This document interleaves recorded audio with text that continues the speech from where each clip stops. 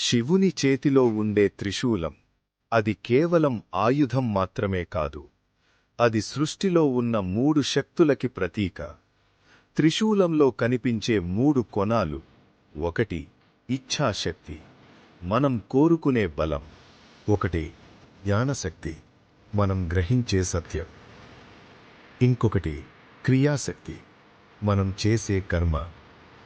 ఈ మూడు సమతుల్యంలో ఉన్నప్పుడే జీవితం సరైన దారిలో నడుస్తుంది. అందుకే శివుడు త్రిశూలంని ధరించాడు.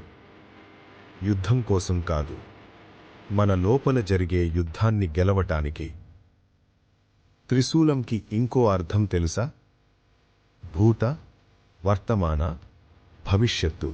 ఈ మూడు కాలాల్ని ఒక్కటే బిందువులో బంధించే శక్తి. మన గతంలో ఉన్న భయం, వర్తమానంలో ఉన్న అహంకారం, భవిష్యత్తు మీద ఉన్న ఆలోచన, ఇవన్నీ కలిసి మనల్ని బంధిస్తాయి. శివుని త్రిశూలమంటే భయానికి సంకేతం కాదు, ఈ మూడు బంధనాలని చీల్చే సత్యం. అందుకే త్రిశూలంని చూసినప్పుడు భయపడకూడదు. ఈ రహస్యం అర్థమైతే త్రిశూలంని చూసే ప్రతిసారి నీ లోపల ఒక శక్తి మేల్కొంటుంది. ఓం నమః శివాయ.